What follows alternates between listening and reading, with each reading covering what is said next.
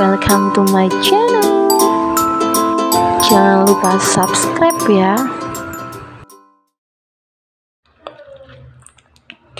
Niken masuk ke aplikasi WhatsApp. Tidak ada chat mencurigakan di sana. Begitu juga dengan Line dan aplikasi chat lainnya. Niken merasa sedikit lega. Ia kembali membuka aplikasi yang lain. Salah satunya galeri. Dibukanya dengan harapan tidak ada yang mencurigakan. Namun, hatinya hancur seketika. Di sana begitu banyak potret kebersamaan antara sahabat dan suaminya. Saat dia mengecek tanggal kapan foto itu diambil, ternyata saat di mana sang suami mengatakan akan reuni bersama teman-teman SMA-nya.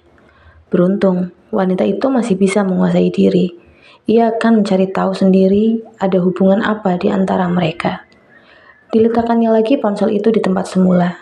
Ia memilih keluar dari kamar.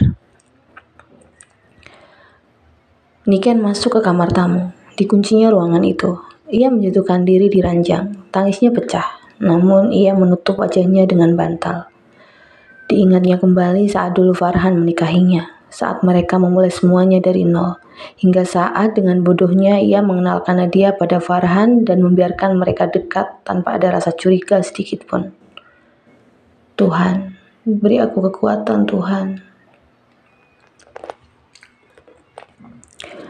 Esoknya Niken datang ke kantor. Keinginan untuk bersikap biasa saja pada Nadia nyatanya tidak bisa dilakukan. Hatinya terlalu sakit. Mengingat bagaimana pose mereka berdua di foto, rasanya ingin menjambak rambut Nadia hingga terlepas dari kulit kepala. Tanpa menyapa Nadia, Niken masuk ke ruangan Farhan. Pria itu begitu terkejut. "Niken, kamu datang?" ucap Farhan sedikit gugup. Tidak seperti biasanya, Niken datang tanpa memberitahunya. Untung saja, istri pertamanya tidak datang ketika ia sedang berdua dengan Nadia. "Kenapa? Mas nggak suka?" "Bukan, tumben aja nggak ngomong." Niken memaksakan diri untuk tersenyum. Ia duduk di sofa panjang di ruangan itu. Sofa yang wanita itu pikir belum lama dibeli oleh sang suami. Baru sofanya. "Oh, iya. Tumben nggak minta pendapatku." Tentu saja Niken berkata begitu. Farhan selalu meminta pendapatnya ketika ia akan membeli sesuatu. "Itu, ada sales datang ke kantor. Ya udah aku ambil. Mau ngomong ke kamu, aku lupa terus." Jawaban Farhan tidak membuat Niken puas. Wanita itu tahu, pasti ada hal yang disembunyikan oleh pria itu. Hari-hari berikutnya Niken rutin datang ke kantor. Tidak ada yang mencurigakan, namun ia berpikir, mana mungkin Farhan dan Nadia bersikap mesra di depannya. Akhirnya wanita itu memutuskan untuk memasang CCTV di kantor sang suami. Dengan sepeda motor, Niken mencari toko yang menjual perlengkapan CCTV. Di depan toko, wanita itu memarkirkan sepeda motornya. Ia memasuki toko dan langsung mendekati pegawai toko untuk berkonsultasi. Namun, begitu melihat orang itu, keduanya terkejut. "Indra? Niken ya?" "Iya, Niken ini. Kamu kerja di sini?" "Enggak, kebetulan ini tokoku. Buat sambilan." "Wow, ide yang bagus. Buka toko buat sambilan. Ada yang bisa aku bantu?" "Ya, aku datang ke sini sudah pasti mau nyari CCTV. Buat di rumah?" Bukan, buat di kantor suamiku." Niken mengatakan apa adanya. Sejak dulu wanita itu memang tidak pernah bisa menutupi apapun dari Indra. Pria itu adalah teman SMP Niken. Dulu mereka sangat dekat sebagai teman. Indra yang humoris memang begitu mudah membaur dengan teman wanitanya. Sayang, saat SMA mereka lost kontak. Indra pindah rumah dan kebetulan juga sekolah di tempat yang berbeda. "Kantor suami kamu nggak aman?" Mendengar pertanyaan itu, raut muka Niken berubah. Indra tahu ada sesuatu yang menimpa wanita itu. "Mau cerita?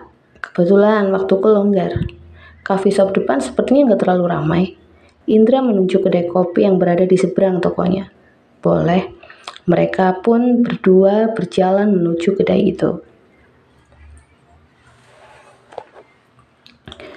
10 menit berlalu. Niken belum juga membuka suara. Indra masih setia menunggu. Begitulah, pria itu memang selalu begitu. "Hampir 2 tahun yang lalu, aku mengenalkan teman SMA aku pada suamiku. Kami memang lama tidak bertemu. Beberapa bulan kemudian, aku dengar kalau dia resign dari tempat kerjanya. Kebetulan saat itu kantor suamiku nggak punya sekretaris. Suamiku apa-apa sendiri. Akhirnya aku menawarkan pekerjaan itu pada temanku, dan dia mau. Niken menjeda ceritanya. Ia mencoba agar emosinya tetap terkendali. Awalnya, aku tidak memiliki kecurigaan sama sekali. Aku juga bukan istri yang overprotective sama suami. Kami sama-sama saling percaya. Kami tidak pernah mengganggu privasi satu sama lain, termasuk masalah HP. Indra setia mendengarkan. Tapi beberapa bulan ini aku mulai merasakan ada yang janggal. Suamiku mulai berubah kesukaan dan kebiasaan. Dan beberapa bulan ini aku sering menemukan bau parfum wanita di kemeja suamiku. Mungkin saja suami kamu memang menyukai bau parfum itu, jadi dia memakainya. Indra mencoba mengajak Niken untuk berpikir positif. Tadinya aku juga berpikir begitu, tapi minggu lalu aku menemukan sebuah fakta yang jujur membuatku sakit hati. Apa itu? Tidak seperti biasanya, pulang kantor suamiku menolak untuk aku peluk. Dia langsung masuk ke kamar, terus mandi. Awalnya aku tidak curiga, tapi begitu aku mengambil pakaiannya untuk aku masukkan ke mesin cuci, bau parfum itu sangat menyengat. Aku masih berpikir positif, sampai akhirnya aku menemukan cairan sperma yang belum kering di celana dalam suamiku. Bisa saja kan dia habis. Niken tahu maksud perkataan Indra. Suamiku bukan tipe orang yang menyukai hal begitu. Kami pasangan yang terbuka kalau masalah seks. Ya, habis itu aku mencoba membuka ponselnya. Hal yang selama 20 tahun belum pernah aku lakukan semenjak aku mengenalnya. Apa yang kamu dapatkan? Foto. Foto suami dan sahabatku yang kelihatannya sedang berlibur ke luar negeri. Pose mereka melebihi poseku saat berfoto dengan suamiku. Mereka berpelukan, merangkul, bahkan sampai berciuman. Indra membelalakan mata. Sebagai seorang pria, apa kamu juga akan seperti itu pada pegawaimu yang tidak memiliki hubungan apapun? Sorry, kalau aku harus jawab tidak. Ya, sekalipun aku duda, tapi aku duda terhormat. Jadi kamu udah nikah? Udah dong, jangan dikira aku bujang lapuk. Indra terkekeh. Niken pun ikut tertawa. Lalu kenapa kamu bercerai? Aku tidak bercerai. Istriku meninggal karena kecelakaan. Oh, sorry. Gak apa-apa. Silakan kamu lanjut lagi cerita kamu. Waktu itu aku masih mencoba berpikir positif. Tapi waktu aku mengecek kapan foto itu diambil, ternyata saat dimana suamiku mengatakan ada reuni bersama teman SMA-nya. Waktu itu dia gak ngabarin aku sama sekali. Aku cemas, aku khawatir. Bahkan sampai masuk rumah sakit. Gara-gara asam lambungku naik karena aku gak bisa makan sama sekali. Aku hancur, Ndra. Mengingatnya membuat hatinya nyeri. Namun, Niken mencoba untuk tidak menangis. Setelah itu, apa yang kamu lakukan? Aku datang ke kantor setiap hari. Tapi ya, mana mungkin mereka akan membuka kedok di depanku.